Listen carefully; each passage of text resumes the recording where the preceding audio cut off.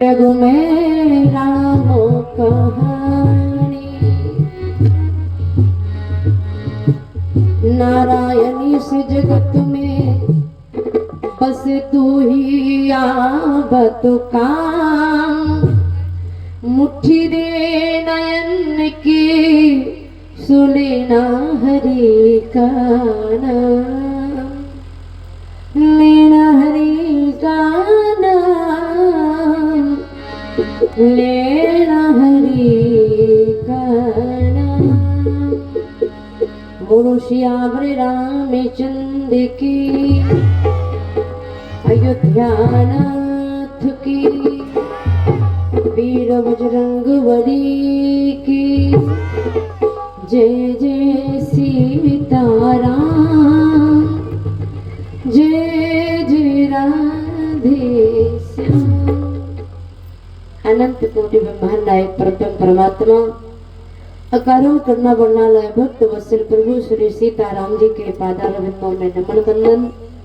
आंजनेय नंदन प्रबंधन कुमार संकट मोचन हनुमान जी महाराज जी के चरणों में वंदन। गुरुदेव भगवान के चरणों में वंदन। अम्बा जगदम्बा राज राजेश्वरी तत्व सुंदरी माँ भगवती के चरणों में वंदन। मंचासीन विराजमान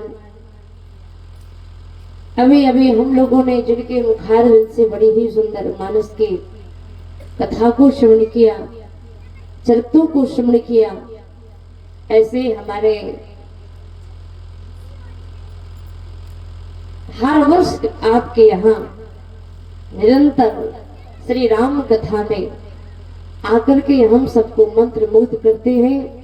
ऐसे हमारे भैया श्री अवधि सम्राट जी मंच का कुशल संचालन कर रहे, जिनकी कविताओं को सुन करके हम और आप को पता चलता है कि नारी कौन है, बेटी कौन है, भाई कौन है। स्वयं की रचना से हम और आपको मंत्र मुग्ध करते हैं। ऐसे आदरणीय सम्माननीय पूजनीय हमारे भैया श्री त्रिपाठी जी, हमारे भैया विजय किशोर जी, विजय सिंह जी अथक प्रयास करके ऐसे धर्म के आयोजन में निरंतर आगे रह करके हम और आपको परमात्मा से जोड़ने का काम कर रहे हैं। ऐसे हमारे भैया विजय सिंह जी, उनका पूरा समस्त परिवार विराजे हुए यहाँ पर, माताएं बहने भाई बंधुजन, श्रोता समाज, विद्युत समाज, संत समाज, और अभी अभी हम लोग जिनके द्वारा मानस की गहराइयों में गोता लगाते हुए अवगाहन लाभ प्राप्त करेंगे, ऐसी बांदा की पावन धरती से पधारे परम पूज हमारे गुरुदेव भगवान हमारे श्री मिश्रा जी, जो कि केवल मानस में ही नहीं अन्य पुराणों में भागवत गीता, देवी पुराण आदि आदि, आप तो बस उनके सामने कोई भी विषय रख दीजिए, उसी में कहो हफ्तों महीनों का कथा हम लोगों को श्रवण कराते रहे। ऐसे हमारे पूज्य चाचा जी मिश्रा जी, आइए हम सब लोग मिलकर के बड़े भाव से परमात्मा का पावन प्यारा नाम सभी लोग हमारे साथ में मिलकर के गाएंगे, क्योंकि हम जिन भगवान की कथा सुनने के लिए बैठे हैं उनके नाम में पहले हमारा भाव होना बड़ा जरूरी है। और अगर हमारा भाव नहीं बनेगा तो बताइए फिर कथा सुनने में भी कैसे भाव बनेगा। तो आइए हम सब लोग मिलकर के परमात्मा का प्यारा पावन नाम सभी लोग हमारे साथ में गाएंगे। जय सिया राम, जय जय सिया राम, जय सिया राम, जय सिया राम, जय सिया राम, जय सिया राम, जय सिया राम, जय सिया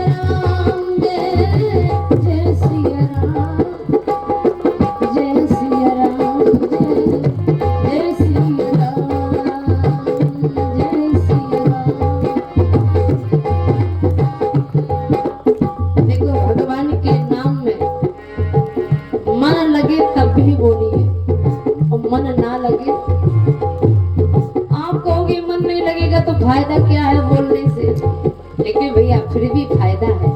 क्योंकि गोस्वामी तुलसीदास जी लिखते हैं, भाई को भाई अनख आलस हो, भाई को भाई नाम जपत मंगल दिस दसहु, नाम जपत। गोस्वामी जी कहते हैं भाई को भाई अनख आलस हो और नाम जपत मंगल दिस। भगवान का नाम चाहे भाव से बोले या कुभाव से बोले, लेकिन वो भी मंगलकारी ही है। जैसे कि आप रास्ते में जा रहे हैं और आपके पैर के नीचे या कहीं आग पड़ी हो और आपका पैर बिना देखे उसमें पड़ जाए, तो बताइए आग आपके पैर को जलाएगी कि नहीं जलाएगी? जला देगी ना। आप बिजली के तारों को मन से पकड़ेंगे तो भी करंट लगेगा, और बिना मन से पकड़ोगे तो भी। आप कहो हमने तो जानबूझ के अग्नि में पैर नहीं रखा, अनजाने में रखा है, फिर हमें क्यों जला दिया? पर आग का यही उत्तर होगा, तुम अपना पैर चाहे जाने में रखो या अनजाने में रखो, हमारा काम जलाना है तो हम तो जलाएंगे ही। इसी तरह से भगवान का नाम भी हम मन से लेंगे तो भी मंगलकारी है और बिना मन से लेंगे। लेकिन जब बिना मन से लेने के बाद भी भगवान का नाम मंगलकारी है, हम लोगों के जीवन में मंगल होगा, तो भैया फिर अगर और अनुराग से प्रेम से लिया जाए तो फिर कहना ही क्या है। और भगवान की पूरी कृपा कब होती है? बोले मिला ही ना रघुपति बिने अनुराग। परमात्मा बिना अनुराग के मिलने वाला, बिना भक्ति के मिलने वाला नहीं है। और अगर जीवन में हमारे भगवान के प्रति भाव बना रहेगा, प्रेम बना रहेगा, तो उसका परिणाम एक ना एक दिन मिलेगा जरूर। तभी तो कहा गया है कि निकलेगा तेरी भक्ति का परिणाम। आप लोग कहोगे हम लोग कथा सुनते हैं तो हमें क्या कुछ परिणाम मिलेगा? हम आपका प्रभु भजन करते हैं तो उसका क्या कुछ फल मिलेगा? तो अवश्य मिलेगा। कैसे मिलेगा? बोले निकलेगा तेरी भक्ति का परिणाम, तेरे घर भी आएंगे घनश्याम। निकलेगा तेरी भक्ति का परिणाम, तेरे घर भी आएंगे घनश्याम। निकलेगा तेरी भक्ति का परिणाम।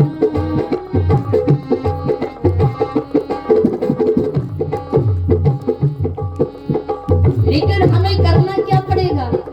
और ऐसे नहीं जरा ताली बजाते हुए गाइए, हमें भगवान के प्रति अपनी भक्ति दिखानी है। निकलेगा तेरी भक्ति का परिणाम, तेरे घर भी आएंगे घनश्याम। करे क्या? बस याद कर, हर याद कर, बस याद कर, हर याद कर। ना यूं जीवन बर्बाद कर, ना यूं जीवन बर्बाद कर, बीते दिन लौट न आएंगे। राधे राधे बोल श्याम आएंगे, आएंगे श्याम आएंगे। राधे राधे बोल श्याम आएंगे, आएंगे श्याम आएंगे। और एक बात और बताऊं, भगवान कोई भेदभाव नहीं मानता। भेदभाव तो हम और आपके बनाए हुए हैं। ना देखे कोई धर्म कर्म ना जा, माने बस तन मन की बात। ना देखे कोई धर्म कर्म ना जा, जाने बस भक्तों के दिल की बात। बस जान ले, पहचान ले। पर ऐसे नहीं, जरा ताली बजाते हुए गाइए। बस जान ले, पहचान ले, बस जान ले, पहचान ले। एक बार वो अपना मान ले, एक बार वो अपना मान ले, तेरे आखिर गले लगाएंगे। राधे राधे बोल श्याम आएंगे, आएंगे श्याम आएंगे। राधे राधे बोल श्याम आएंगे, आएंगे श्याम आएंगे। राधे राधे बोल श्याम आएंगे, आएंगे श्याम आएंगे।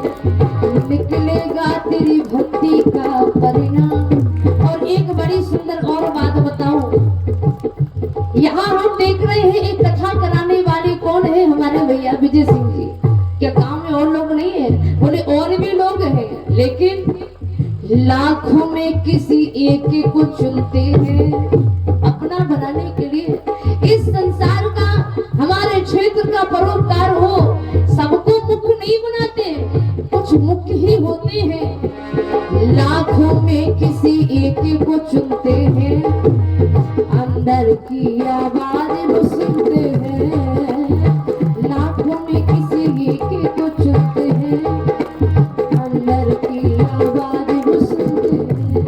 बस जान ले, पहचान ले, बस जान ले, पहचान ले।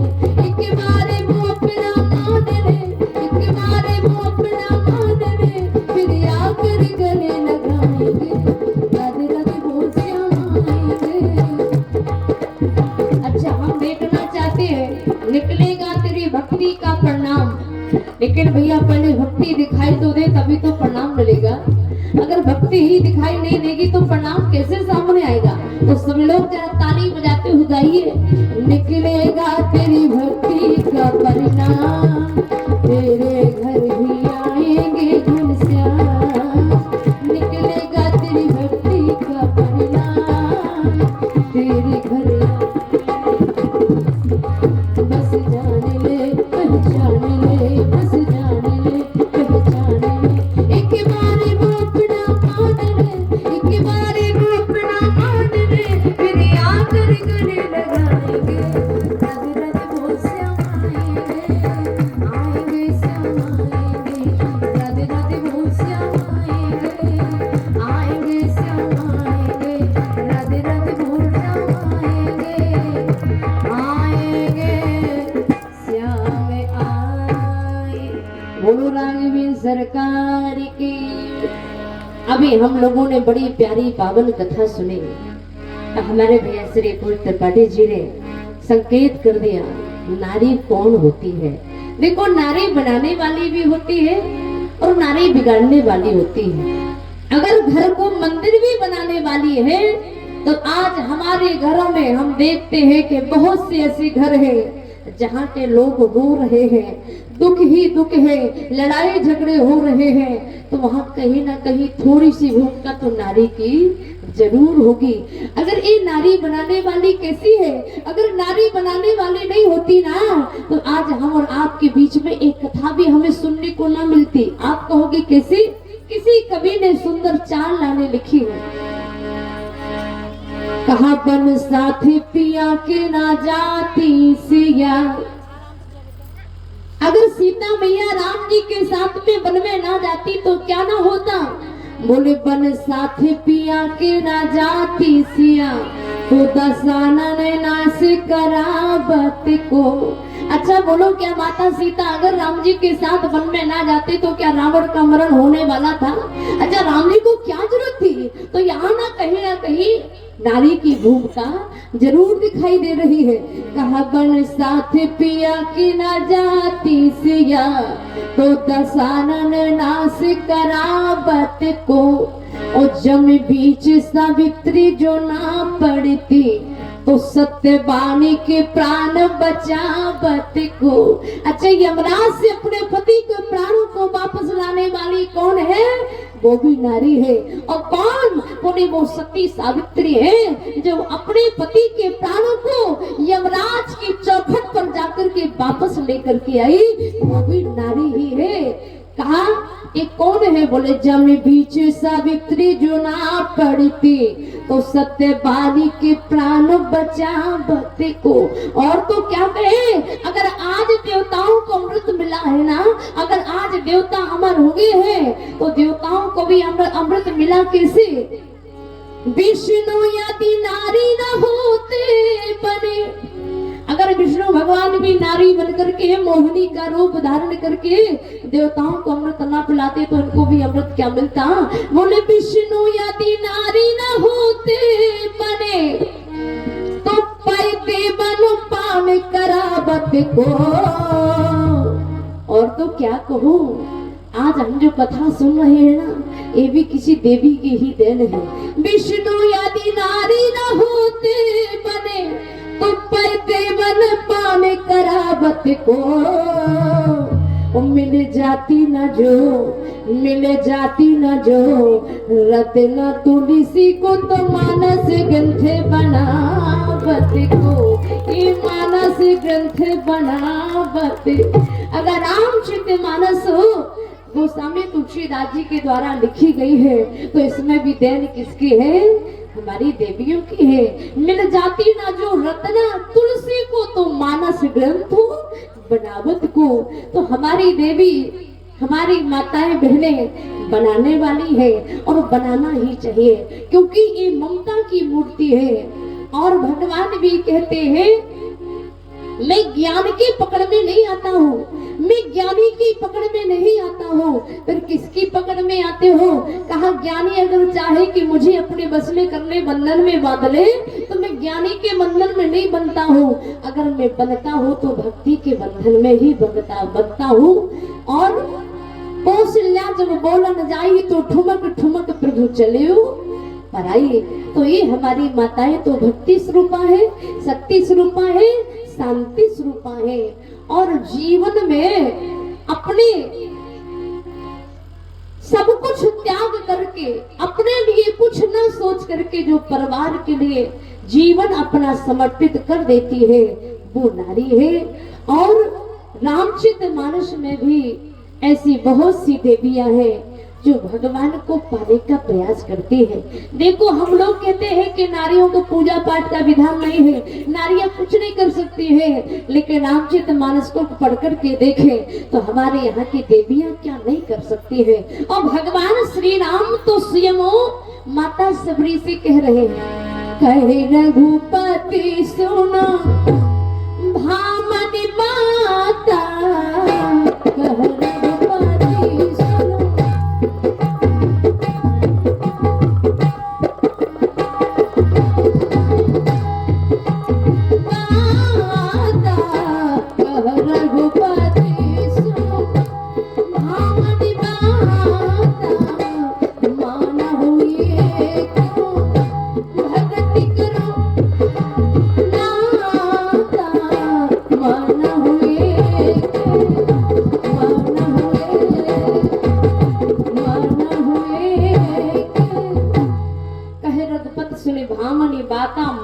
एक भगति कर। अगर संसार में मैं नाता मानता हूँ तो केवल भक्ति का नाता मानता हूँ। और ये बात भगवान किससे कह रहे हैं? क्या कोई महात्मा विमलात्मा से कह रहे हैं? क्या किसी देवता से कह रहे हैं? बोले उससे कह रहे हैं जिसकी परछाई भी पड़ जाती है तो लोग स्नान करते हैं। कोल भील की जाति में जन्मी ए बेचारी माई सबरी, जो भगवान के भजन के लिए भगवान को प्राप्त करने के लिए घर बार सबको छोड़ दी और मतंग ऋषि के आश्रम में आज सेवा कर रही है, भगवान का भजन कर रही है। तो भगवान भी कहते हैं किससे? बोले किसी महात्मा साधु महात्मा से नहीं कह रहे हैं, सबरी मैया से कह रहे हैं। तो भगवान कहते हैं मुझे इससे नहीं है, ना देखे कोई धर्म कर्म ना जात। तो भगवान कोई जात नहीं देखते हैं, माने बस अंदर की मन की बात। और आज ऐसे राम जी तो उन पर भी कृपा करते हैं जिनका संसार में कोई नहीं होता है।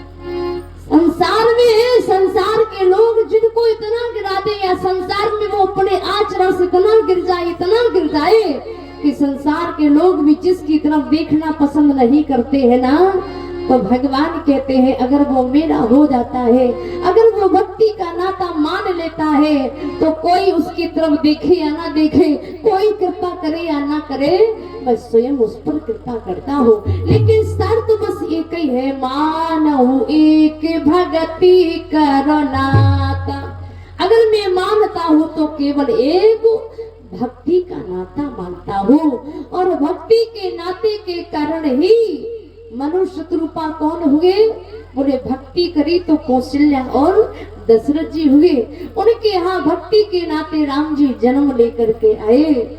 और आगे चल करके कहा विश्वामित्र मुनि आते हैं जिस समय लेने के लिए राम लक्ष्मण जी के लिए, लेकिन जब तक वो ज्ञानी बन करके रहे राम जी तब तक उनके पास नहीं आए। और जब तक जीवन में हम और आप भी अपना मान जीवन में बनाए रहेंगे तो राम जी दूर रहते हैं। और जिस दिन व्यक्ति का मान घट जाता है, अपना पद प्रतिष्ठा त्याग देता है, तो भगवान कहते हैं फिर उसको मैं शीघ्र ही मिल जाती हूँ, देरी लगने वाली। और वही विश्वामित्र मुनि भगवान श्री राम को लेने के लिए जब अयोध्या में पहुंचे और कहा, जब विचार कर रहे हैं विश्वामित्र महामुनि ज्ञानी, कौन है? महामुनि ज्ञानी है।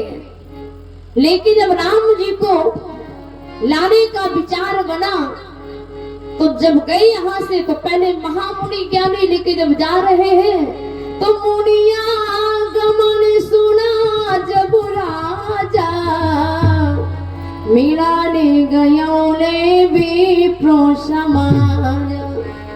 भगवान भी बिना मान को घटाए मिलने वाला।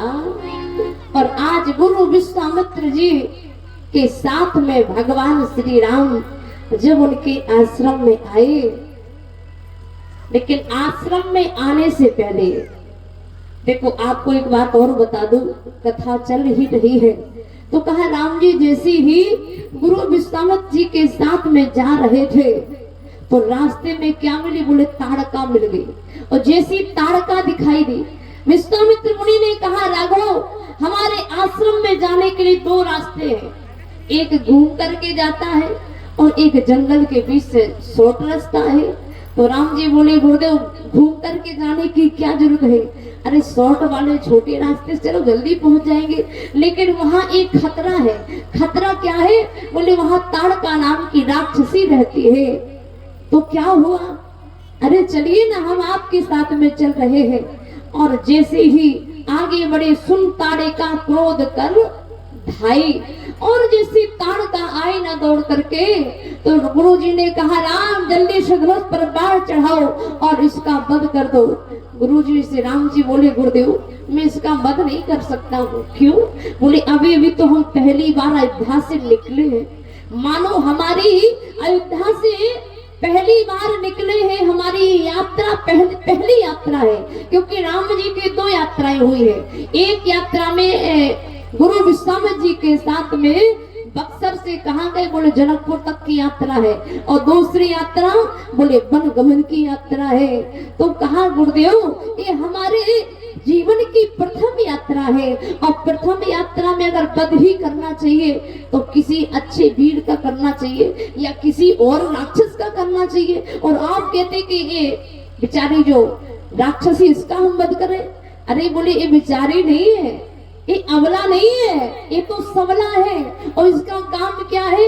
बोले ये तो राक्षसों को मारती नहीं है, फिर बोले राक्षसों की रखवाली करती है और जो भी मुनि महात्मा आते हैं उनको खाती है। अब बताओ अबला है तो कहाँ से है? लेकिन राम जी कहते नहीं गुरुदेव, नारी जाति का मैं सम्मान करता हूँ, मैं नारी जाति पर अपना बाण नहीं चढ़ा सकता हो। लेकिन कहा राम चिंता मत करो, ये गुरु का आदेश है, तुम मानते क्यों नहीं हो?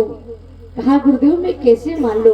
तो गुरु विश्वामित्र जी ने कहा राम साहब तुम भूल रहे हो, एक गुरु की आज्ञा पर संदेह नहीं करना चाहिए, क्योंकि हमारे यहाँ कहा गया है माता पिता प्रभु गुरु के मानी, बिनहि विचार करिए शुभ जानी। बिना विचार के भी कर दो वो शुभ ही होगा। और यहाँ तो मैं कह रहा हूँ तब भी तुम संदेह कर रहे हो।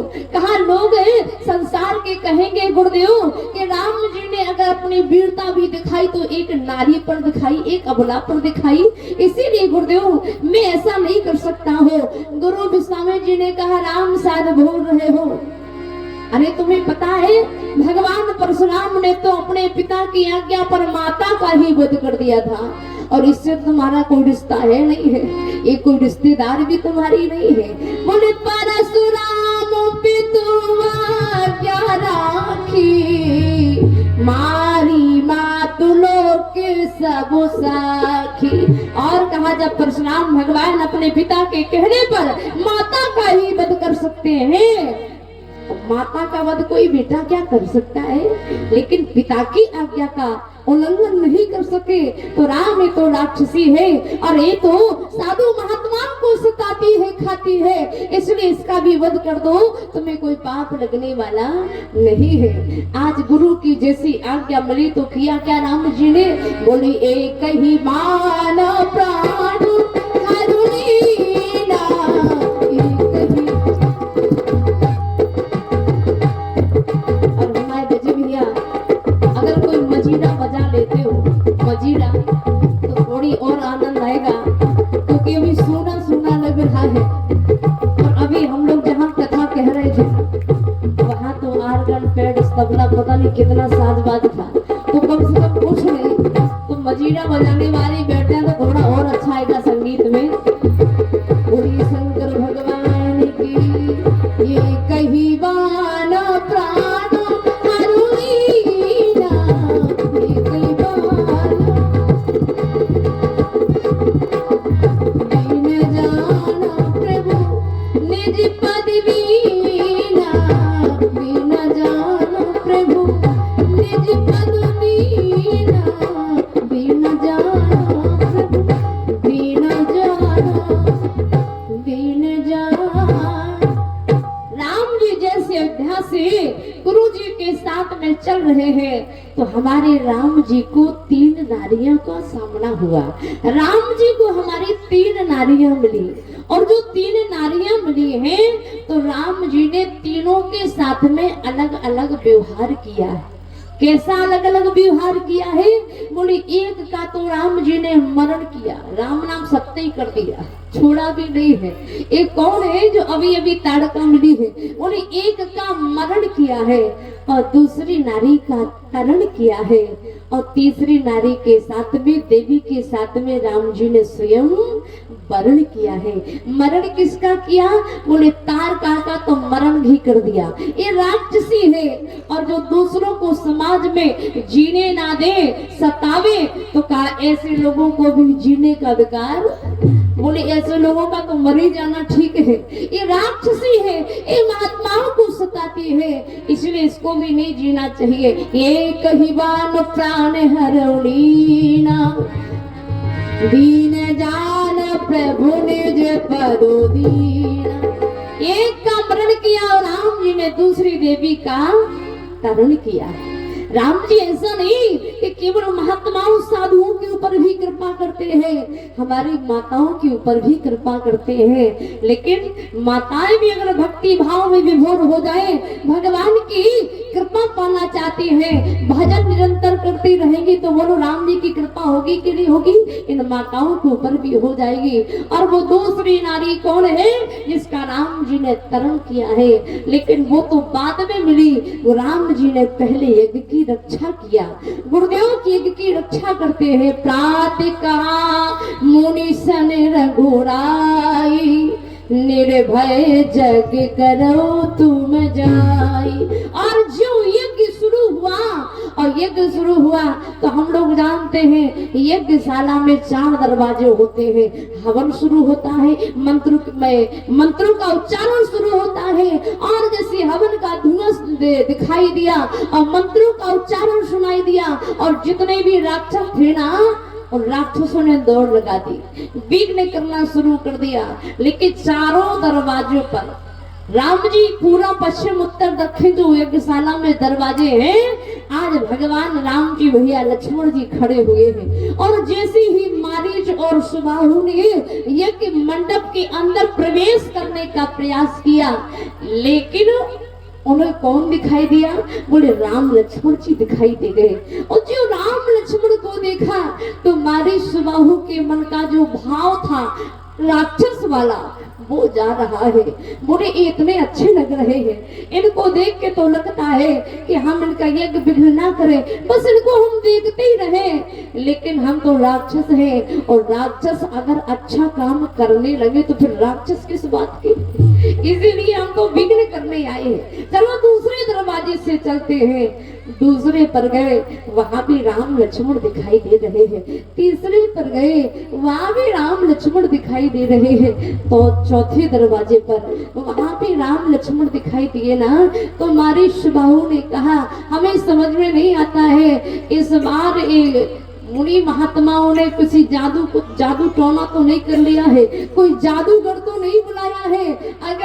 अगर कोई रखवाली करने वाला होता तो एक ही दरवाजे पर दिखाई देता, लेकिन चारों में एक से दिखाई दे रहे हैं। लेकिन मारीच बाहु आपस में कह रहे हैं, हम राक्षस हैं, लेकिन आज इनके रूप को देख करके ऐसा लग रहा है कि इनको सिंहासन पर बिठा लें और सिंहासन पर बिठा करके हम इनके चरणों के पास में बैठ जाए, इनका पूजन करें, आरती करें। अरे बोले, हम राक्षस हैं, हमारे ये काम नहीं है, हमारे दूसरे वाले काम है। हमारा काम भजन करना नहीं है, पूजा करना नहीं है। फिर बोले, हमारा काम तो दूसरों को सताना है। और भैया, जो दूसरों को सताते हो, दूसरे को दुखी करते हो, तो समझ जाना ये रावण के खानदान के ही हो सकते हैं। क्योंकि आप कहें राक्षस वो है, निशाचर वो है जिनके बड़े बड़े सींग हो, बड़े बड़े बाल हो, तो वो राक्षस नहीं है। हमारे गोस्वामी जी ने तो लिखा है, राक्षस किसे कहा गया है? बोले, माँ नहीं मात, पिता नहीं देवा, माँ नहीं मातो,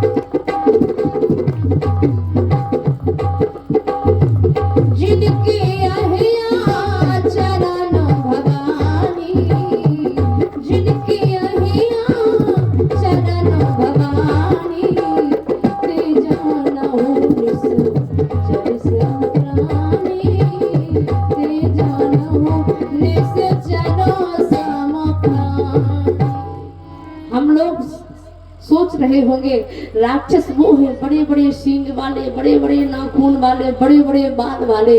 लेकिन राक्षस हो या मानव हो या मनुष्य हो या व्यक्ति हो, हम और आपके बीच में ही रहते हैं। कौन है? बोले, माँ नहीं मात, पिता नहीं देवा। जो अपने माता पिता गुरु को नहीं मानता है और साधु निसन करवा वही सेवा। अपने माता पिता गुरु का जो तिरस्कार करता है, इनको जो नहीं मानता है, उल्टे माता पिता से सेवा करवाता है। कहा जिनके आचरण भवानी, ते जानहु निश्चरो सम प्राणी।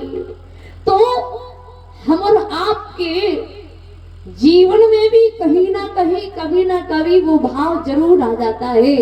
लेकिन ये तो राक्षस है ही, ये पूजा करने वाले नहीं है, इनका काम ही बिगड़ करना है। लेकिन फिर भी राम जी को देख करके इनका भी थोड़ा विचार बदल गया।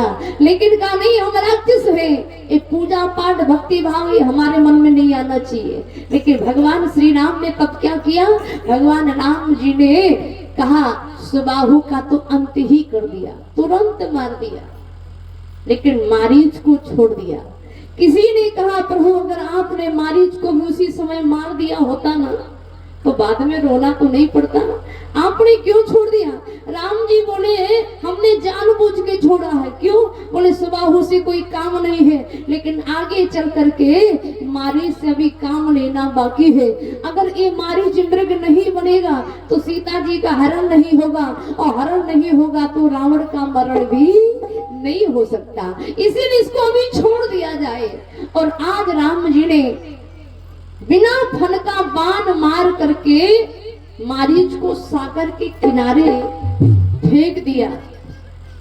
यज्ञ पूरा हुआ, और जब यज्ञ पूरा होने के बाद में भगवान श्री राम जी गुरु जी के साथ में आश्रम में है, लेकिन राम जी कह सकते थे गुरुदेव हमने आपका यज्ञ पूरा करा दिया है, तो अब आप हमें अपने धाम में छोड़ आइए। लेकिन ये नहीं कहा, क्यों? महाराज दशरथ जी कहते हैं तुम्हें मुनि पिता आन नहीं को, अब तो मेरे राम के मैं पिता नहीं हूँ, गुरुदेव आप ही इनके सब कुछ है। तो कहा जब पिता ही साथ में है तो हम जाए तो कहा जाए, और जहाँ पिता है तो वहाँ अयोध्या भी है। आज राम जी गुरु जी के साथ में रह रहे हैं, लेकिन हुआ क्या? कहा भगवान श्री राम है गुरु जी के साथ में, लेकिन मिथिला से समाचार मिला। क्या मिला? कि जनकपुर में स्वयंवर रचाया जा रहा है। जनकपुर में धनुष का खंडन जो कर देगा उसके साथ में जनक जी अपने पुत्र सीता का विवाह कर देंगे। और जैसे ही विश्वामित्र मुनि को पता चला तो करते क्या है, राम जी को साथ में लेकर के, भैया लक्ष्मण को साथ में लेके आज वो भी कहा जा रहे हैं, बोले भक्ति के नगर में जा रहे हैं। क्योंकि राम जी तो ज्ञान है और भक्ति का नगर कौन है? बोले जनकपुर है। और राम जी ज्ञान है, लेकिन राम जी कहते हैं मैं ज्ञान तो जरूर हूँ, लेकिन भक्ति के बिना राम जी ज्ञान अधूरे हैं। जैसे कि हमारे यहाँ अगर बांके बिहारी को बुलाना है तो हम श्याम श्याम नहीं कहते हैं, क्या कहते हैं? बोले राधे राधे जपो चले आएंगे। बिहारी आते हैं कि नहीं? पर कैसे आते हैं? बोले श्याम श्याम बुलाने से नहीं, राधे राधे जपो तो चले आएंगे बिहारी। तो कहा जनकपुर तो भक्ति है, भक्ति का नगर है। और कहा हमारे हृदय में भी अगर भक्ति होगी तो राम जी को बुलाना नहीं पड़ेगा, राम जी तो बिना बुलाए भी दौड़े दौड़े चले आएंगे। पर कब आएंगे? जब हमारे हृदय में भी भक्ति का पदार्पण। क्योंकि भगवान कहते हैं अगर मैं संसार में कोई नाता मानता हूँ तो केवल एक ही मानता हूँ। कहा रघुपति सुनो भामन बाता, कहा रघुपति सुनो भामन बाता, कहा रघुपति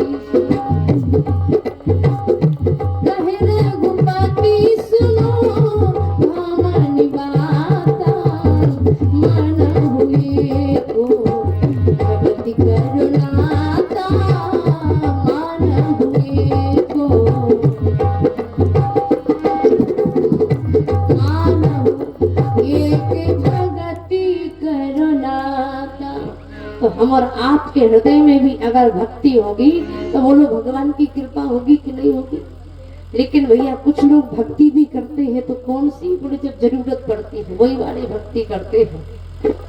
और भक्ति भाव में तो हम लोग पूजा पाठ भी करते हैं, सारे काम करते हैं।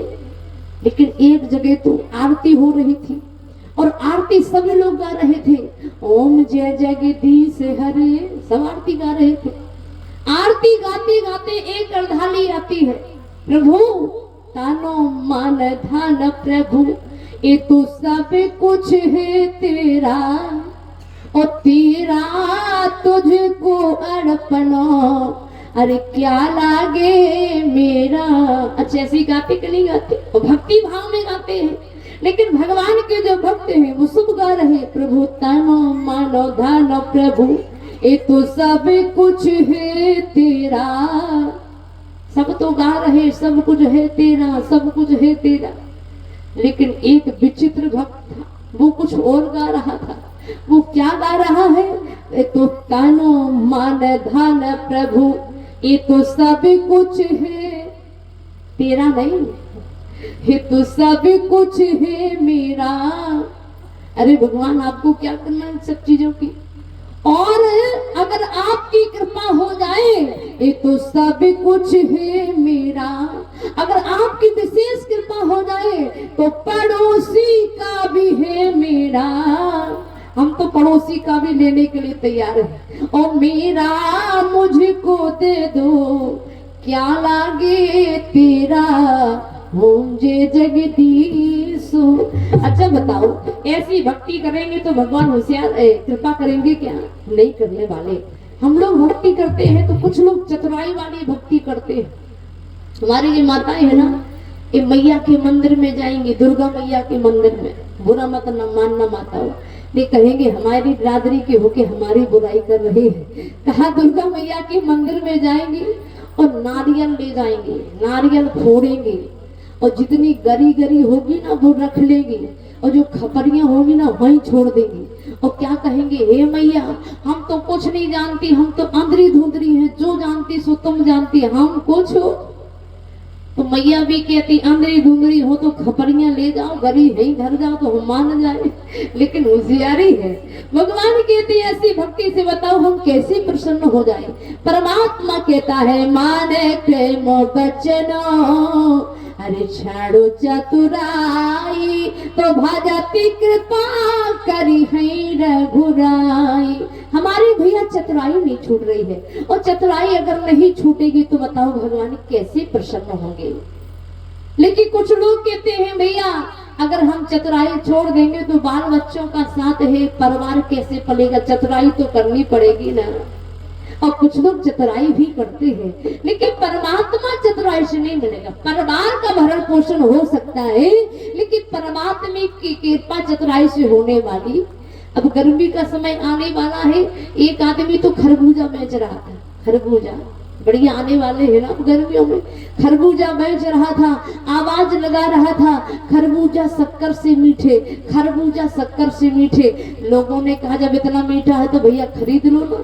और जैसे उसे बुलाया, दो चार लोगों ने खरीदा और जैसे काट के खाया बिल्कुल भी मीठा नहीं। बेचारा ज्यादा दूर नहीं जा पाया, पकड़ा क्यों मैं झूठ बोलता है, ये तो बिल्कुल मीठा नहीं है। और कहता है कि खरबूजा शक्कर से मीठे, तो बिल्कुल मीठा नहीं है। तो वो भी बात से पलट गया, बोले मैंने कब कहा है कि खरबूजा शक्कर से मीठे। अरे बोले अभी भी बोला ना। अरे बोले तुम्हारे सुनने में धोखा हो गया है, हमने ये कहा है कि खरबूजा शक्कर से मीठे, खरबूजा शक्कर से मीठे। मतलब बोले मतलब ये है कि खरबूजा शक्कर से मीठा नहीं है। फिर बोले खरबूजा शक्कर से मीठे, जब तक इसमें चीनी शक्कर डाल के नहीं खाओगे ये मीठा लगने वाला। अच्छा बोलो होशियारी है कि नहीं है। लेकिन भैया संसार से चतुराई चल सकती है, लेकिन परमात्मा से चतुराई चलने वाली। अरे बाप रे तू अपने ही मद में बैठा चूर है, इसीलिए तो परमेश्वर भी तुझसे कोसों दूर, इसीलिए तो परमेश्वर भी तुझसे कोसों दूर। अरे बाप रे तू अपने ही मद में बैठा चूर है। अगर गाना ही है तो सभी लोग गाइए और ताली बजाते हुए गाइए, हे परमात्मा हमारे मन का अभिमान भी हटाइए, क्योंकि हम लोग भक्ति भाव से कथा सुन रहे हैं।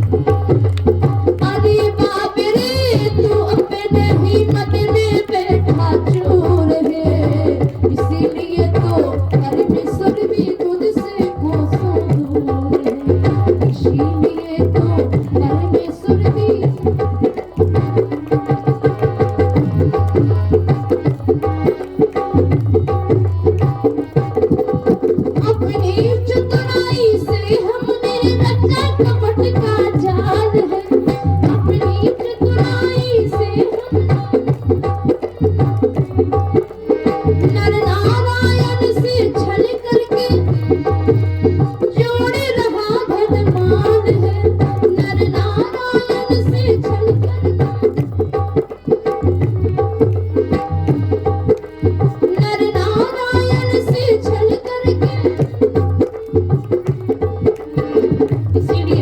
चतुराई कर रहे हैं तो चतुराई नहीं करना है। मिला न हुआ न अब तक प्रभु से नाता, बना न अब तक प्रभु से नाता, कोई कमी जरूर है। कमी तो होगी ना, भगवान में नहीं है और आप में।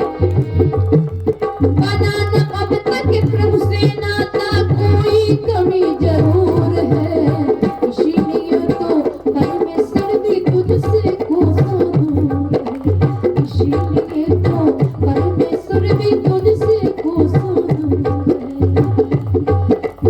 अरे बाप रे तू अपने ही मद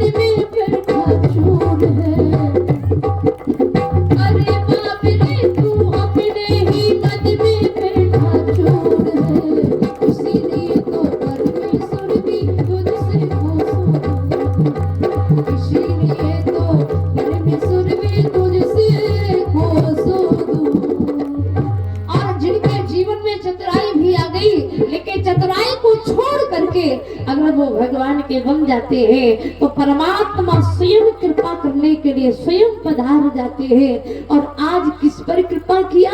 कहा एक नारी का राम जी ने मरण किया है, लेकिन आज दूसरी देवी का तरण करने के लिए जा रहे हैं। और वो कैसे जा रहे हैं? बोले धानों से जागा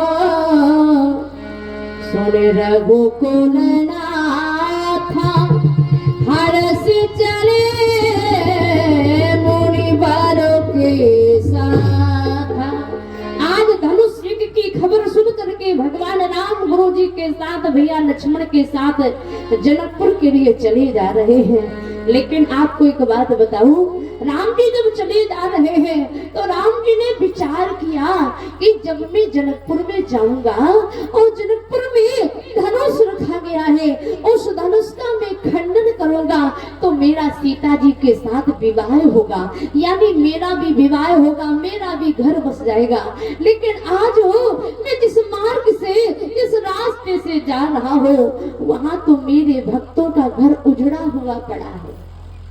मैं जनकपुर में जाकर के अपना घर बसाऊं, अपना विवाह करूं, लेकिन आज मेरे भक्तों का घर तो उजड़ा हुआ पड़ा है। और मैं कैसा राम जो अपना विवाह कर लो और किसी का बिखरा हुआ जीवन ना संवार सको। तो राम जी बोले जनकपुर में जाकर के मैं अपना बाद में घर बसाऊंगा, पहले मैं अपने उजड़े हुए भक्तों का घर बसाऊंगा। तो राम जी क्या कर रहे हैं? इस मार्ग से जा रहे हैं ना, वहां पर क्या दिखाई दिया? आश्रम दिखाई दिया। आश्रम के साथ साथ नारी के स्वरूप में एक शिला दिखाई दी। गुरु गोस्वामी जी से पूछ दिया, गुरुदेव ये कैसा आश्रम है? क्योंकि जहाँ जहाँ मुनि महात्माओं के आश्रम होते हैं ना, वहाँ के पेड़ पौधे हरे भरे, बगीचा लगा होता है, भक्तों का आना जाना भी लगा होता है। लेकिन गुरुदेव मैंने आज तक ऐसा कोई आश्रम नहीं देखा कि जहाँ पर ना कोई मुनि महात्मा है, ना यहाँ से कोई पक्षी भी चहचहा रहे हैं, ना यहाँ कोई पेड़ पौधे हरे हैं। गुरुदेव यहाँ से तो कोई निकल भी नहीं रहा है, एक कैसा आश्रम है? पूछ दिया भगवान श्री राम जी ने, गुरुदेव इस आश्रम के बारे में बताइए, इस शिला के बारे में बताइए। आश्रमो एको दिख मगो माही खगन के जीवो जंतु तहे नाही। गुरुदेव यहाँ कोई भी नहीं रह रहा है, कैसा आश्रम है? और सबसे बड़ी बात तो ये है, ये जो शिला में देख रहा हूँ गुरुदेव, ये नारी के स्वरूप में है, लेकिन ये आश्रम के बाहर है, अंदर नहीं है, ये सबको दिखाई दे रही है। गुरुदेव इसके बारे में कुछ बताइए ना। तो गुरु गोस्वामी जी ने कहा, राम सबसे पहली बात तो ये है, मैं तुम्हारे आगे आगे चल रहा था, इसीलिए आगे का जो भी कुछ दिखाई देता तो पहले मुझे दिखाई देना था ना। तुम्हारी दृष्टि कैसे पड़ गई? और राम जिस आश्रम के बारे में, जिस शिला के बारे में तुम पूछ रहे हो ना, उसके बारे में कोई नहीं पूछता है। राम उसकी तरफ कोई देखना भी पसंद नहीं करता है, फिर तुमने उसकी तरफ क्यों देखा? इस आश्रम की तरफ क्यों देख रहे हो? क्यों पूछ रहे हो? राम जी ने कहा, गुरुदेव क्या करूं, कोई आश्रम देखे या ना देखे, पर मैं अपने स्वभाव के कारण ही मजबूर हूँ। देखो किसी किसी का ऐसा स्वभाव होता है, उसको हम चाहे जितना भी बदलना चाहे पर वो बदलता। कहते भैया क्या करें, हमारा स्वभाव ही झगड़ने का है, तुम चाहे जितना प्रेम से बोलो, हम नहीं प्रेम से बोल पा, स्वभाव ही हमारा है। राम जी बोले इसी तरह से गुरुदेव हर किसी का एक स्वभाव होता है और वो स्वभाव नहीं बदलता है। तो कहा गुरुदेव आप कहते हैं कि इस आश्रम की तरफ कोई संसार का व्यक्ति देखना पसंद नहीं करता है, लेकिन गुरुदेव मैं अपने स्वभाव के कारण मजबूर हूँ और मेरा स्वभाव यही है। क्या है? कहा संसार में जिसकी तरफ कोई नहीं देखता है ना गुरुदेव, लेकिन अगर वो एक बार मेरा बन जाता है, मेरा हो जाता है, मेरा सुमरन करता है, तो संसार के लोग भले उसकी तरफ ना देखे, लेकिन लेकिन उसकी तरफ देखना ये राम पसंद करता है, मैं उसकी तरफ देखता हूँ, इसीलिए गुरुदेव मैं इसकी तरफ देख रहा हूँ। इसकी कथा सुना दीजिए। आश्रमो ये के दिखे मगमाही खगे मृग जीव जंतु तहे नाही पूछा मुनि। गुरुदेव इसके बारे में बताओ। अरे सिरा प्रभु देखी, सिरा को देख के राम जी पूछ रहे हैं इसकी कथा सुना दो। तो गुरु विश्वामित्र जी ने कहा ठीक है राम, इसकी कथा तो सुनाएंगे, पर एक बात बताओ, जो तुम सिरा के बारे में पूछ रहे हो इसका मतलब क्या मैं ये समझूं कि तुम उद्धार करने आए हो? उद्धार ही करने तो आए हो, तभी तो तुम पूछ रहे हो। राम जी ने कहा नहीं गुरुदेव, मैं उद्धार करने नहीं आया, मैं कल्याण करने नहीं आया, तो फिर क्यों पूछ रहे हो? कहा गुरुदेव मैं उद्धार करने नहीं आया हूँ, फिर कहा मैं तो कर्जा चुकाने आया हूँ। क्या चुकाने? कर्जा चुकाने आया हूँ। तो विश्वामित्र मुनि बोले राम जी इसका मतलब ये हुआ कि तुम्हारा भी किसी पर कर्जा है क्या? हाँ गुरुदेव, किस पर? बोले जिससे लेना देना होगा तो वही कर्जा भी तो वहीं पर होगा ना। जहां लेना देना चलता होगा तो कर्जा भी तो वही होता है।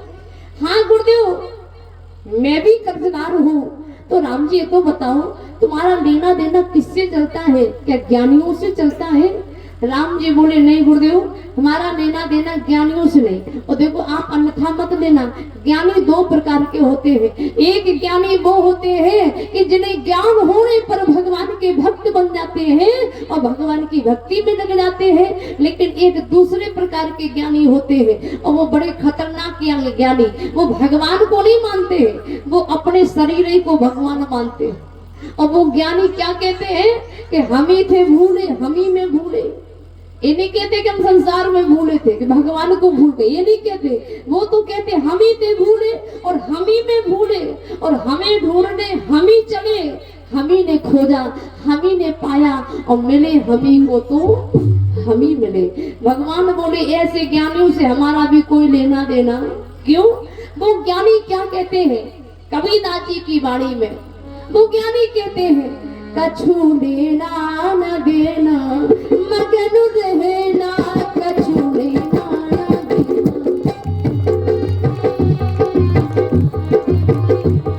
मगन रहना, कछु लेना न देना मगन रहना, कछु लेना न देना।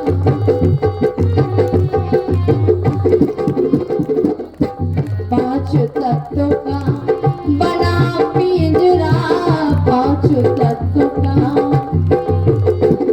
और एक पांच तत्व का पिंजरा कौन है? क्षितिजल पावक गगन समीरा पंच रजत यह आधम। पांच तत्व का बना पिंजरा, पांच तत्व का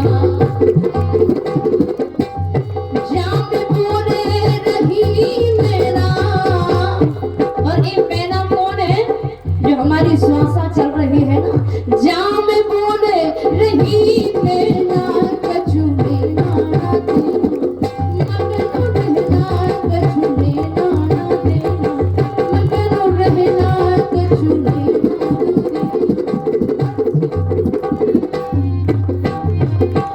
मगन रहना, कछु लेना न देना मगन रहना, कछु लेना।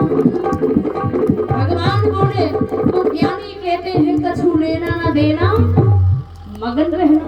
तो बोले ज्ञानी तो कहते हैं कछु लेना ना देना मगन रहना, हमें किसी से कुछ लेना देना नहीं है। तो भगवान भी बोले ऐसे ज्ञानी जब कहते कि हमें कुछ लेना देना नहीं, तो भगवान बोले हमें भी उन ज्ञानियों से कुछ लेना देना।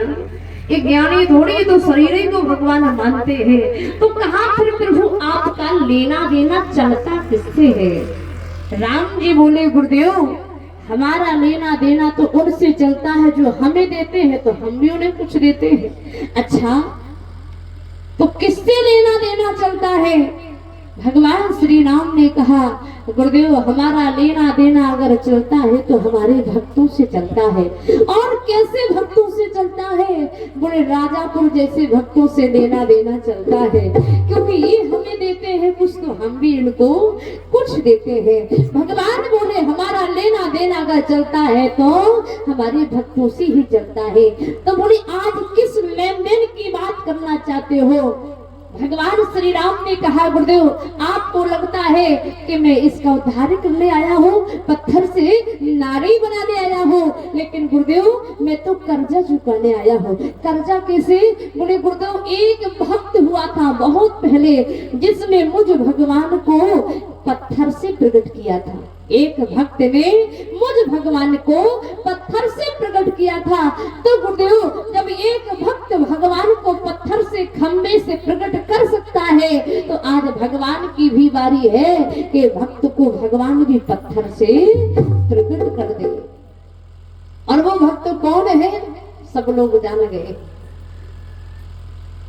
सूर्य अनेक खरी कनमानत पे पद सूर सुसाद कहा मतबारी मरी बजावती है पर मीरा सी मधुयाद कहा रामचंद्र कितनों ने लिखी पर तुलसी सी मरजाद कहा और नरसिंह बसे हर खम्मन में पर काढ़न को पहलाद कहा है। काढ़न को पहलाद वो भक्त कौन है? बोले भगु भक्त है प्रहलाद जिसने गुरुदेव मुझ भगवान को खंबे से पत्थर से प्रकट किया।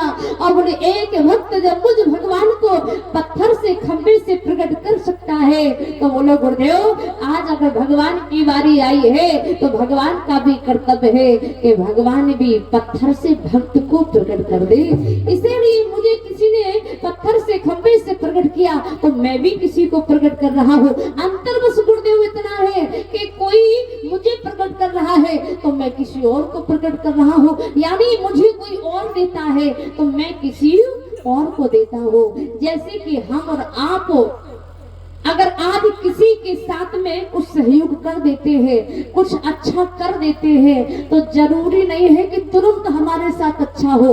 अगर आज हमने किसी के साथ अच्छा किया है तो भैया भविष्य में कोई ना कोई अच्छा करने वाला भी हमारे साथ जरूर मिल जाता है। तो बोले कभी किसी भक्त ने मुझे प्रकट किया तो आज मैं भी कर रहा हूँ। और तो क्या बताऊं, भगवान श्री कृष्ण से भक्तों ने प्रश्न कर दिया, एक माधव हे गोविंद हे केशव एक बात बताओ, भारी सभा में तुमने द्रौपदी के चीर को इतना बढ़ाया कि ढेर का ढेर लग गया। इतना वस्त्र बढ़ा इतना बढ़ा कि दुशासन भी उस साड़ी का अंत नहीं कर पाया। एक 10-12 हाथ की जो नारी की साड़ी होती है लेकिन वहां तो ढेर का ढेर लग गया।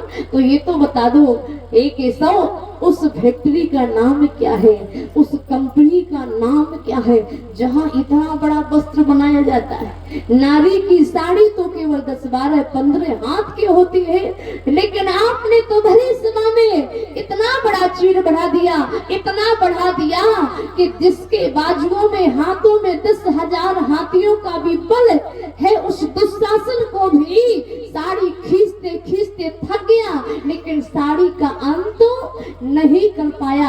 अरे दुर्योधन ने भी कहा हे दुशासन, एक नारी की साड़ी को तुम खींच नहीं पा रहे हो, इतना समय क्यों लग रहा है? तो दुशासन भी कहता है भैया मैं क्या बताऊं, साड़ी खींचत खींचत मोरी सारी हिम्मत हारी। सारी ताकत चली गई पर मैं अब तक ये समझ न पाया साड़ी है कि नारी, नारी बीच साड़ी है कि साड़ी बीच नारी है, नारी हूँ कि साड़ी है कि साड़ी हूँ कि नारी। पूछ दिया आपने इतना बड़ा चीर कैसे बढ़ाया? उस कंपनी का नाम बता दो, फैक्ट्री का नाम बता दो, कम से कम देख तो आएंगे कौन सी कंपनी कौन सी फैक्ट्री है। भगवान श्याम सुंदर कन्हैया ने कहा तुम्हें लगता है कि मैंने जो चीर बढ़ाया है किसी फैक्ट्री से लाया होगा? अरे भैया मैं कहीं बनाता नहीं हूँ, इतना बड़ा चीर बढ़ाया कैसे? कहा मैंने बनाया नहीं है, फिर कैसे आ गया? बोले बात ये है, तुम सब लोगों ने भारी सभा में द्रौपदी के चीर को बढ़ाते तो देखा है, लेकिन भैया इसके पहले और कुछ नहीं देखा। क्या देखना है? बोले तुम सबने भरी सभा में द्रौपदी के चीर को बढ़ाते तो देखा है, लेकिन तुमने गोपियों के चीर को चुराते नहीं देखा है। मतलब क्या है? बोले मतलब ये है कि बचपन में मैंने गोपियों के चीर को चुराया है, तो भारी सभा में द्रौपदी के चीर को बढ़ा दिया है। मैं कहीं और से लेता हूँ और कहीं और दे देता हूँ। तो कहा प्रभु गुरुदेव, आज मैं भी बस कर्जा चुका रहा हूँ और कर्जा चुकाने में बस यही चाहता हूँ कि मुझे किसी ने पत्थर से प्रकट किया, अब मैं भी करना चाहता हूँ। तो गुरुदेव इसकी कथा सुना दो। इसकी कथा क्या है? आज गुरु विश्वामित्र जी राम जी को कथा सुना रहे हैं और कथा सब लोग जानते हैं। इंद्र ने वेश बनाया, गौतम ऋषि का अहिल्या माता के साथ छल किया और सहयोग भी किसका? बोले चंद्रमा का सहयोग भी। जो 4 बजे मुर्गा बोलता है, ये मुर्गा बनकर के 3 ही बजे बोल गया। और गौतम ऋषि रोज गंगा जी में स्नान करने जाते थे। गौतम ऋषि का सदा का नियम था। 1-2 दिन की कौन कहे? गौतम ऋषि का सदा का नियम था। जाते थे गंगा सवेरे सवेरे, जाते थे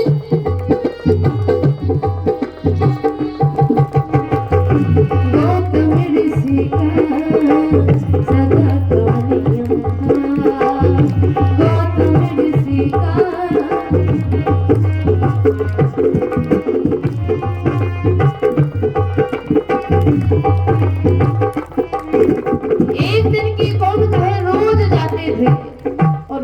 जाते जैसे ही मुर्गे ने बांक लगाई, कमंडल उठाया, गंगा जी में स्नान करने गए। लेकिन उस दिन बोले देवराज इंद्र ने चंद्रमा से कहा ब्रह्म मुहूर्त के पहले ही तो मुर्गा बनकर के बांक लगाना।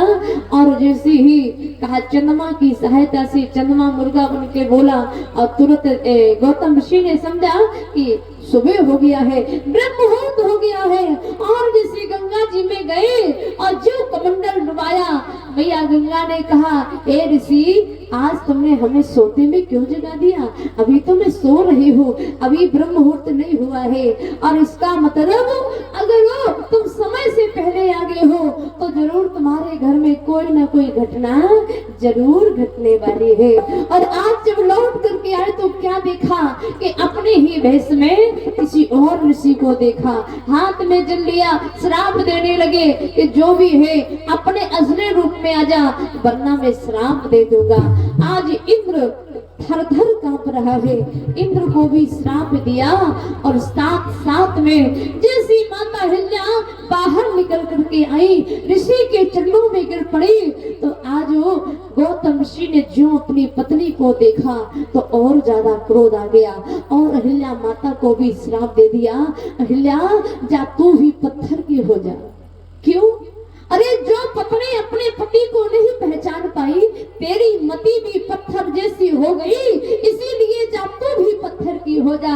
आज चरणों में गिर पड़ी, महाराज मैं पत्थर की बन जाऊंगी, लेकिन कब तक रहूंगी? क्या कभी सांप से मुक्त होंगी कि नहीं होंगे? तो देखो महात्मा अगर क्रोध में श्राप भी दे देते हैं लेकिन दयालु भी होते हैं। तो आज वो कहा ठीक है, अगर क्रोध में मैंने श्राप दिया है तो एक वरदान भी दे रहा हूँ, फिर मैं पत्थर से नारी कैसे बनूंगी?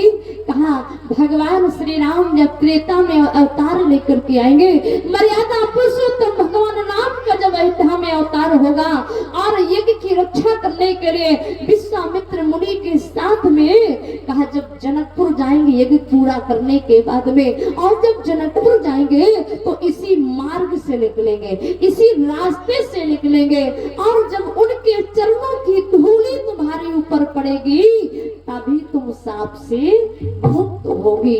आज जब एक कथा को सुना रहे हैं गुरु विश्वामित्र जी, भगवान श्री राम को पूछा मुनि शिला प्रभु देखी, पूछा मुनि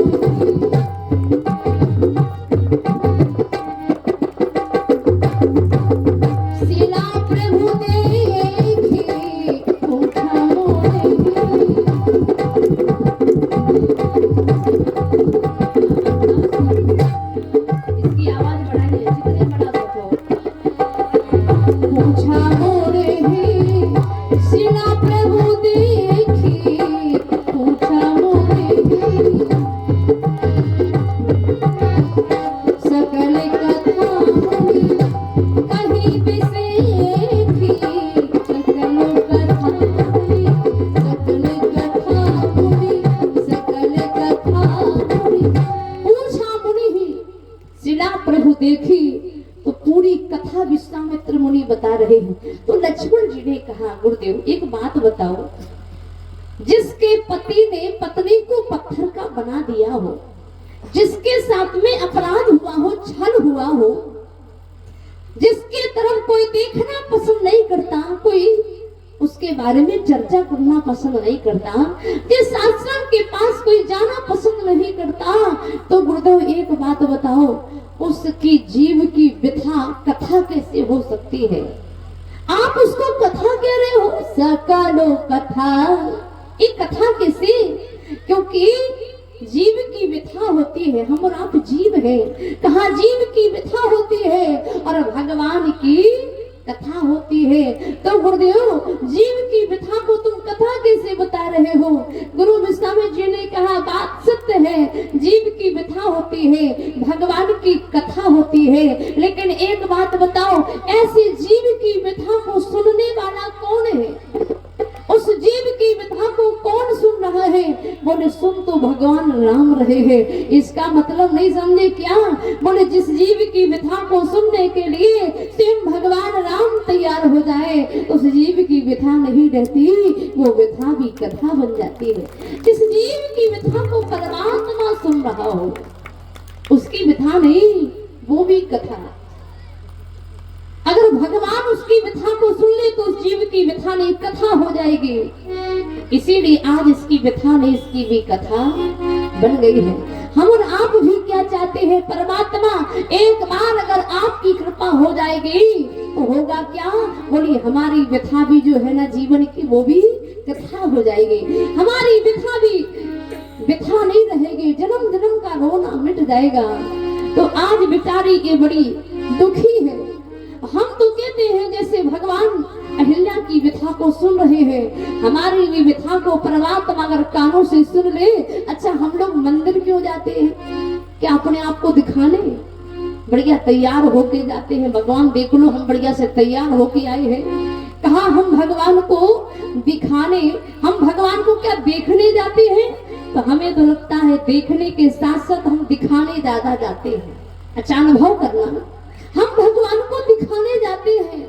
हे परमात्मा, हम जैसे पापी अभागी को देख लो, अगर रोज रोज हम अपने को दिखाएंगे तो एक न एक दिन तो भगवान की दृष्टि होगी। और अगर जीव पर परमात्मा की दृष्टि हो जाए, कृपा दृष्टि हो जाए, तो समझ लीजिए हम और आपके जन्म जन्म का रोना मिट जाएगा। इसीलिए हम भी यही चाहते हैं परमात्मा, जैसे आज हो इस जीव की अहिल्या माता की व्यथा को सुन करके आपने कथा बना दिया है, तो आपकी दृष्टि हमारे ऊपर भी हो जाए, हम सबके ऊपर हो जाए।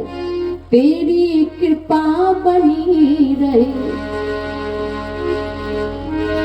अगर आपकी कृपा हो जाए। एक बार हम चाहते हैं प्रभु आपकी कृपा हमारे ऊपर भी हो जाए, तो हम और आपका जीवन भी धन्य।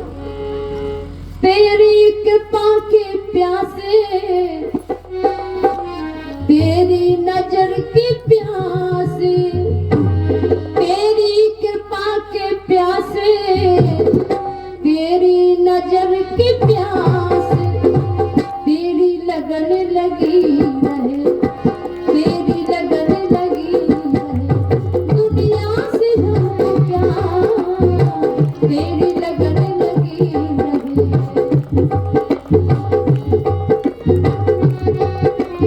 तेरी नजर बनी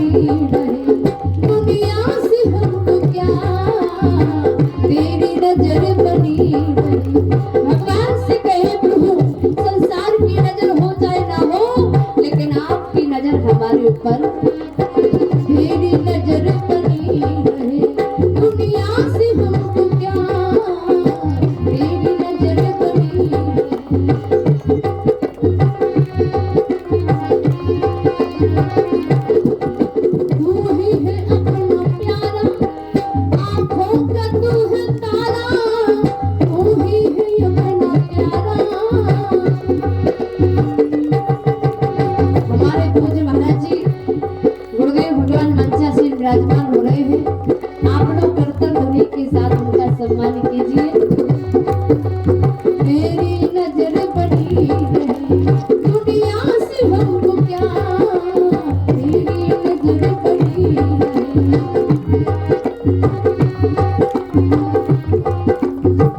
और आज वही कृपा दृष्टि किसके ऊपर कर दो, गौतम नारी श्राप बस, अरे उपले देह धरु धीरो चरण कमल रज चाहती, कृपा करहु रघुबीरो। राम जी इसके ऊपर शीघ्र ही अपने चरणों की धूल अर्पित कीजिए और इसे शिलासी नारी बना दीजिए। तो गुरु जी ने गुरुदेव से भगवान राम ने कहा, गुरुदेव एक बात बताइए, महिमा किसकी बड़ी होती है, गुरु की होती है कि शिष्य की होती है? आप लोग बताइए, गुरु की होती है कि नहीं? गुरु की महिमा सबसे बड़ी होती है। भगवान से भी बड़ा, भगवान से भी बड़ा गुरु को माना गया है। तो कहा गुरुदेव की महिमा होती है। तो राम जी ने कहा, गुरुदेव एक बात बताइए, अगर शिष्य के साथ में गुरु भी साथ में है, तो अगर कोई काम करना है तो गुरु आगे होगा कि शिष्य आगे होगा? शिष्य तो कहेगा नहीं गुरुदेव है, हमें क्या करना है, गुरुदेव आप इसको पूरा कीजिए ना। तो गुरुदेव जब आप हमारे साथ में हैं तो इसके जो शिलासी नारी से बनाना है, तो इसे हमारी धूल की आवश्यकता है कि आपकी धूल की आवश्यकता है? आपके चरणों में भी तो जादू है। गुरुदेव की चरणों की जो धूल है वो भी तो जादू करती है। इसीलिए गुरुदेव हम चाहते हैं कि हमारे चरण की धूली नहीं, आपके चरण की धूली से भी तो इसका उद्धार हो सकता है। तो गुरु विश्वामित्र जी ने कहा, राम इसे अगर केवल चरण की धूली की आवश्यकता होती तो इसका तो मैं जमाने का उद्धार कर देता, जमाने का शिला से नारी बना देता, लेकिन आज इसे केवल चरण की धूली की आवश्यकता नहीं। फिर कहा, राम इसे चरण की धूली नहीं, इसे तो आचरण की धूली की आवश्यकता है। चरण की नहीं, आचरण की, यानी जिसका कभी चरित्र डगमगाया ना हो, जिसका चरित्र कभी बिगड़ा ना हो, जो व्यक्ति चरित्रवान हो वही इसका उद्धार कर सकता, क्योंकि इसका आचरण गिर गया। आचरण गिरने के कारण ही इसका चरित्र बिगड़ गया, तभी तो इस शिला बनी है। तो आज इसका उद्धार वही कर सकता है। कौन? बोले चरण की धूली नहीं, इसे तो आचरण की धूली चाहिए। जिस जो आचरणवान हो, चरित्रवान हो। तो कहा, राम मैं तुम्हारा गुरु जरूर हूँ, लेकिन इस मामले में मैं भी पीछे हूँ। मैं भी मेनका अप्सरा के चक्कर में पड़ के मेरा भी चरित्र डगमगा गया। लेकिन राम तुम तो मर्यादा पुरुषोत्तम हो, तुम तो चरित्रवान हो, तुम्हारे जैसा आज तक आदर्श चरित्रवान कोई ना हुआ है, ना आगे होने वाला है। इसीलिए इसे आचरण की धूली की आवश्यकता है। तो राम देर मत करो, गौतम नारी साप बस, अरे उपले देह धरु धीरो चरण कमल रज चाहती, कृपा करहु रघुबीरो। और जो राम जी ने अपना चरण रखा, हुआ क्या? परसत पद पावन शोक नसावन प्रकट भई तब, पुण्य सही देखत रघुनायक जन सुखदायक सन्मुख होई कर।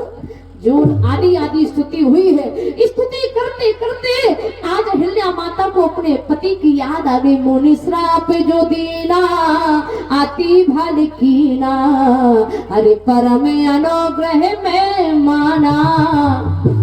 इन माताओं से पूछना चाहती हूँ, जिसका पति पत्नी को पत्थर का बना दे और बेचारी जैसे भी ठीक हो जाए, तो फिर वो पति को धन्यवाद देगी?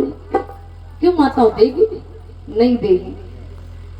लेकिन आज अहिल्या मैया धन्यवाद दे रही है। मुनि श्राप जो दीना अति भल कीना, परम अनुग्रह में माना, देखा तो रघुनायक। कहा आपने बड़ा अच्छा किया, मुनि महाराज श्राप देके, अगर आज आपने श्राप ना दिया होता, मुझे पत्थर का ना बनाया होता, तो आज परमात्मा का भी दर्शन मुझे होने वाला। लेकिन हम तो कहते हैं आज की कोई और देवी होती ना। अरे छोटी छोटी सी बात में, बड़ी बात तो छोड़ो, अगर पति ज्यादा डांट देता है तो पत्नी क्या करती है? बोले ज्यादा अगर डांट दिया तो पति ने बैग सूटकेस तैयार किया और पति से बोली ज्यादा 3 2 5 किया ना तो मैं मैके चली जाऊंगी। तो हाँ देखते रहियो, बस देखते रहना, फिर मैं आने वाली नहीं हूँ। और बाद में क्या होगा, बोले वहीं से मुकदमा शुरू हो जाएगा, केस शुरू हो जाएगा और पता चले कि बात तलाक तक भी पहुंच जाती है। कहा आज अहिल्या माता पति को धन्यवाद दे रही है, लेकिन अगर और कोई देवी होती तो कहती मैं ऐसे पति का मुंह भी नहीं देखना चाहती हूँ जिसने मुझे पत्थर का बना दिया। लेकिन धन्य है माता अहिल्या कि आज गुणानवाद भी कर रही है तो अपने पति की कर रही है। और तो जरा देखो, हमारी सती माता को भगवान शंकर ने त्याग दिया था, सीता जी का भेष बनाया था पर त्याग कर दिया था। लेकिन वही सती माता जिस समय मायके में पिता के यज्ञ में जाती है, लेकिन वहां कोई भी नहीं बोला सादर भली ही मिली एक माता, भगड़ी मिली बहुत मुस्कान। पिता भी नहीं बोला, लेकिन सोचा कोई बात नहीं। लेकिन कहाँ गई, यज्ञ में गई। यज्ञ में क्या देखा, सती जाई देखी हूँ तब जागा, कतहु न दीख शंभु कर भागा। देखो ये पतली होती है, ये नारी होती है, भूल गई कि मेरे पति ने, मेरे भोलेनाथ ने मेरा त्याग कर दिया, भूल गई कि मेरे पिता मुझसे नहीं बोला, भूल गई कि मेरी बहनें नहीं बोली, लेकिन याद कर रहा मेरे पति ने भले मेरा त्याग कर दिया हो, लेकिन मायके में भी सती माता अपने पति के अपमान को भूल नहीं पाई, पति के अपमान को सहन नहीं कर पाई।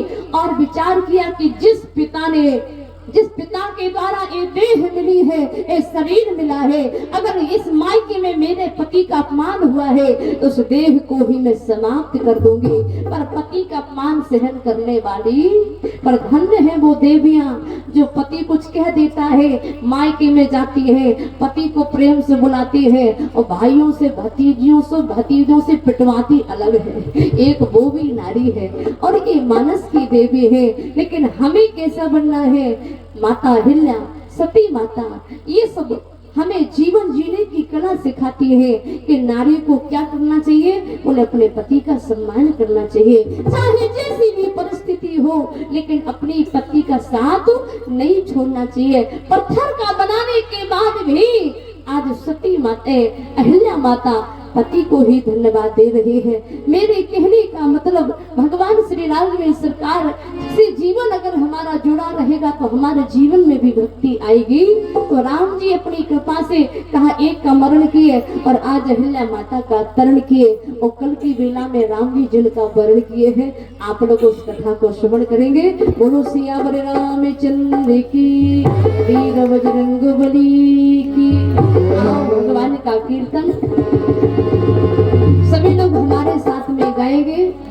अहिल्या माता यही कहती है, आज राम जी ने उद्धार किया है तो राम जी के अलावा अब हमारा कोई और हमारा नहीं कोई रे, तेरे बिना राम हमारा नहीं कोई रे, हमारा नहीं कोई रे, तेरे बिना राम। आप लोग भी गाइए, सब लोग ताली बजाते हुए, हमारा नहीं कोई रे, तेरे बिना राम, हमारा नहीं कोई रे, तेरे बिना राम, हमारा।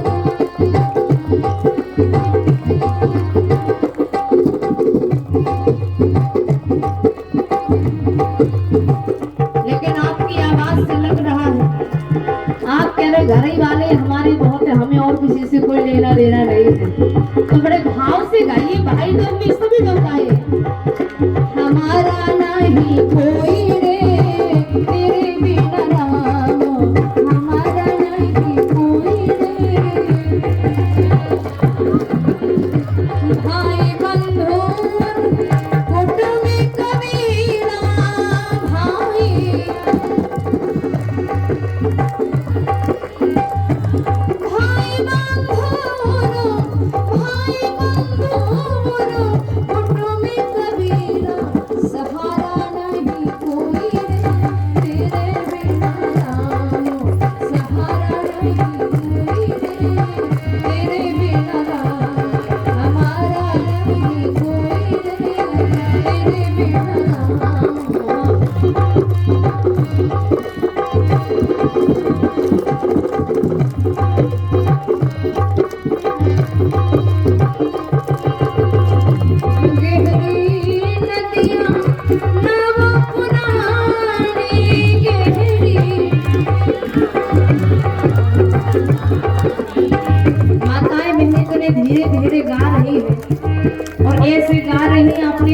सुना होगा धीरे धीरे बोल कोई, तो ऐसे ही आप लोग भी गा रहे, जरा ताली बजाते हुए गाइए।